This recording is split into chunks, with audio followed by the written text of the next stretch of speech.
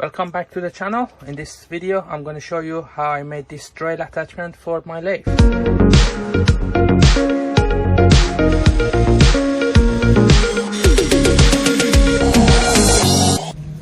I'm going to be using this piece of silver steel. It's a 20mm shaft, and as you can see I already cut one face of it with a fly cutter, but fly cutter is not cutting really well, so I'm going to change the tool to the end mill and do the other face to put basically two flat face at the both side.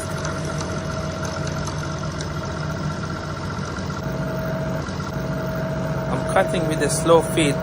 It's very strong material and it tends to damage the end mill very quick, so I keep the coolant on top at the same time, so that this way saving my tool and also getting a better cut on the material.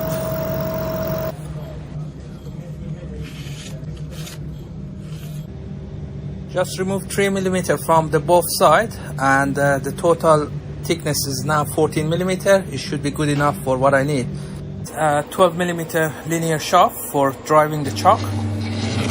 Very strong material. It should be cut by angle grinder, but I don't have any angle grinder in the workshop, so I'm going to use the power hacksaw to get it chopped.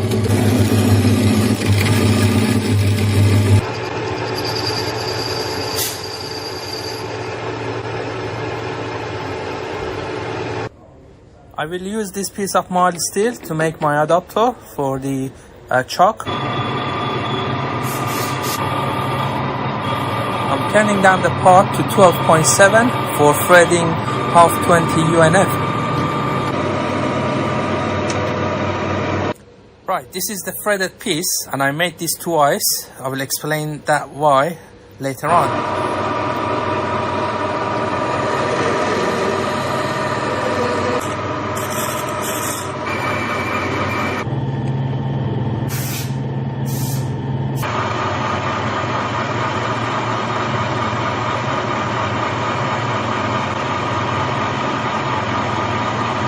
So here is I'm removing slightly more from the shaft for doing a press fit. It's adding small chamfer on face of the bar. It helps the bar slide easily into the fitting. So I use arbor press and to basically push in the shaft into the fitting. And as you can see, I managed to slide it in, but not all the way, because there was a either the tolerance was too tight, or maybe it was the air that is been trapped in and there was no way out, so I couldn't push it all the way in. Right, as you can see, this is what I made, but this is the second version of it. I skipped the first one because I lost the footage for some reason, and I'm telling you what was the mistake. Right, so here's the shaft, fitting, and the chalk. And as I mentioned, this is my second version, our second made. And here's the story. The mistake was I made my fitting first and then assemble it on the chalk and press fit the shaft into it. So after placing the shaft into the collet lathe, I realized the chalk doesn't spin through. It's not concentric.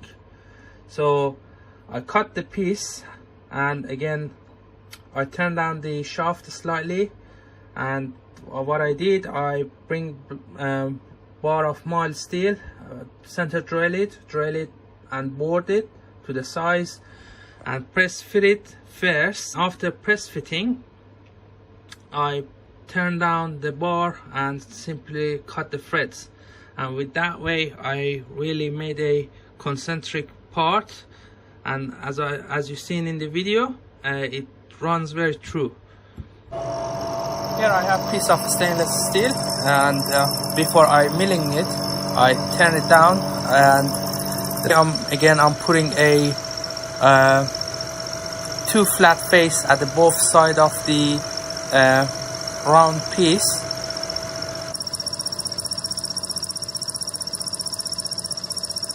While you are watching this video, I have a favor to ask. If you haven't subscribed to the channel, please hit the subscribe button below. It helps the channel to grow and also helps me to create a better video for my viewers.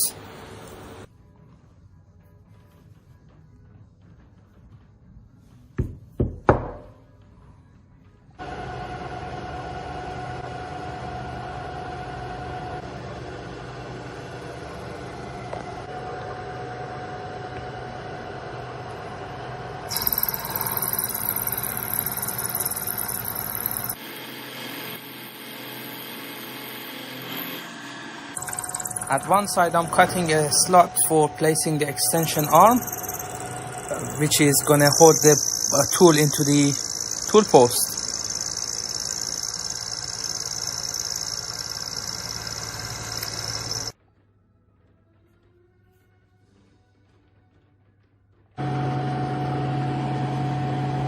So at the side is gonna be the bearing fit in there. So first I drill it to certain size, and later on I'll place it on the lathe to bore it to the specific dimension.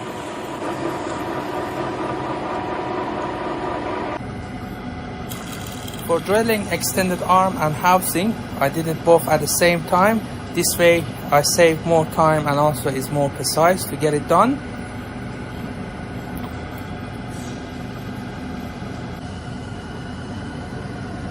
So I'm using end mill to just making some space for the cap of the bolt that's gonna tie the bar in place. Both parts is in the vise, so I'm gonna tap the part.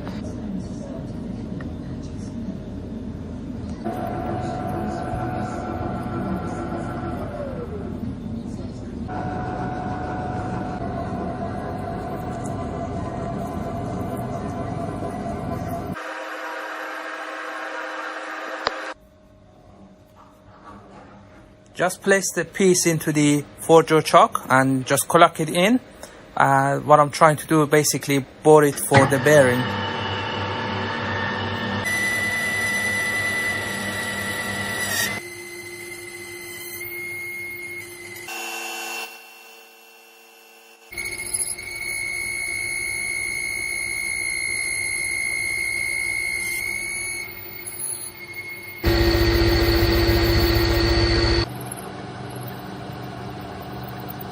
Here I'm drilling 3-point for basically holding the bearing in place. So these are going to be clamping down the bearing into the housing.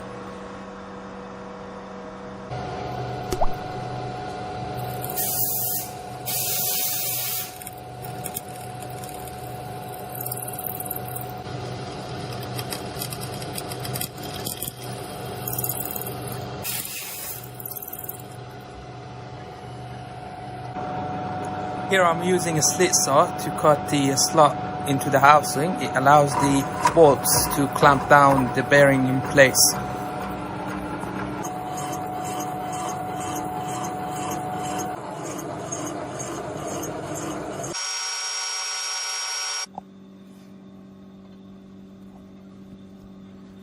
Right, so I'm just using a M4 tap for threading the part. And I'm just using the milling machine just to make sure I've driven it straight into the piece.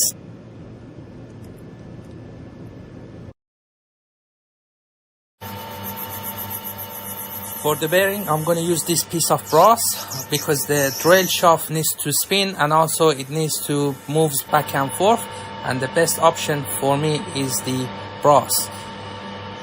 So I'm simply drill the piece and bore it to the size. Put a little chamfer on the edge, and as you can see here, I'm trying to fit the shaft in. Is airtight, and as you can see, as I push it in, it bounces back.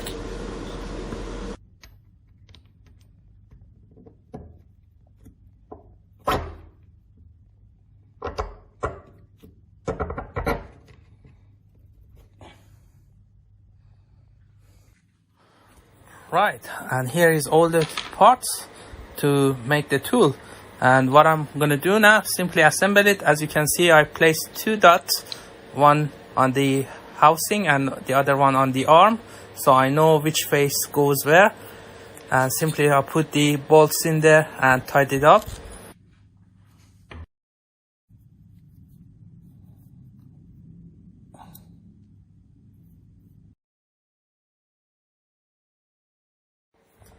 And here we have it, my tool post rail attachment. So I just put the dial on to see the run out. It's very reasonable and it's not much, to be honest. I'm just moving the shaft back and forth and left to right, and you can see the amount of play into the piece. I'm happy the way it turned up, and let's put the drill on and see how it works.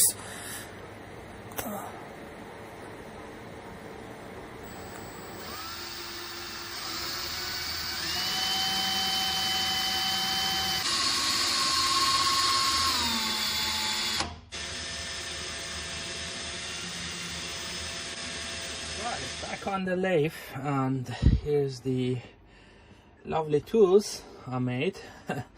It looks quite nice. So this drill attachment, I made it to make a few small pieces for center drilling, like a 6mm shafts. But the project I was working on, I came up with the different idea for it, so I'm not going to be doing that. But what I'm here for, just to show you how it's going to work. One more thing I noticed with the bearing is the bearing is very tight tolerance, and I'll be surprised, like when the weather is slightly get warmed up, it loose, you're going to kind of feel it. It spins smoothly, but as soon as it goes a little bit cold, you feel it spins a little bit tight, and this is coming from the tight tolerance. I could build this drill attachment only specifically for this lathe, but I do like to have a quite symmetric looking.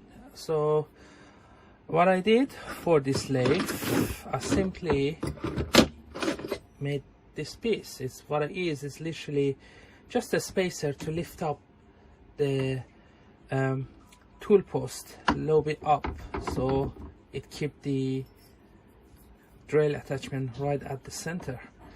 And I slide this under,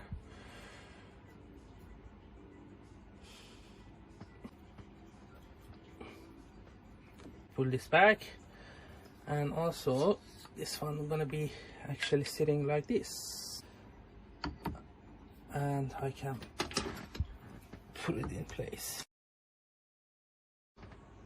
I made this a little bit big because I said, alright, so at some point I might put some bigger shaft, or I don't know, bigger disc in there. I needed more space to work on, and that's the idea of having a long arm in there. So you can see I can pull it back all the way outside of the chock face. So also the other thing you have to think about when you're putting your drill bit in there, it takes some space as well. So I can still pull this maybe 2-3 centimeters back, because I still have a little bit of the slightly the arm is outside of the post. And I'm going to take this one off and put it this way, and simply go toward the face.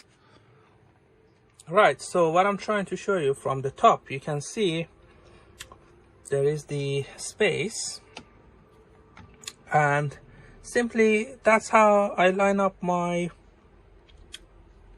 drill shaft with the face of chock. And I can put the dial on, but for what I'm doing now, that should be fine. So that's a little fitting I made for a different project, and I'm gonna be showing you probably on next video. And it needs to be placed two gips screw in there, the work piece in there,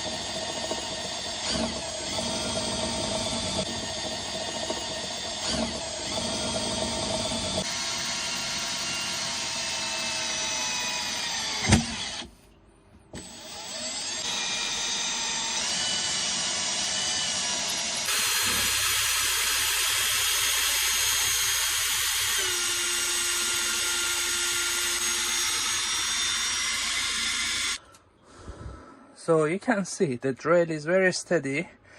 There is low wiggle. There is not like the shaft is very concentric. It runs very true. So, and the drill is quite a good drill. And yeah, the only problem I have, I think my drill bit is a little bit dull. That's why it doesn't cut really well. Put oil in there.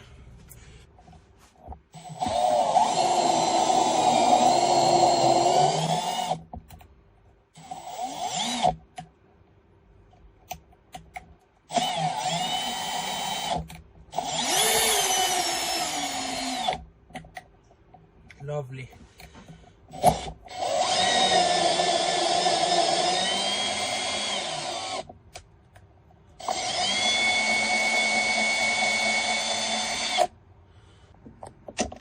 Just remove the piece.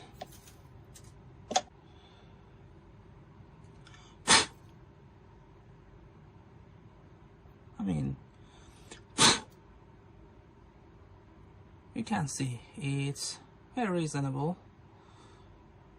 And if I put my drill in there, my drill bit,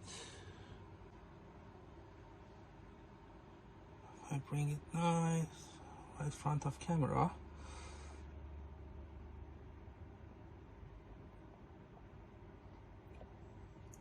you can see it's very right at the center.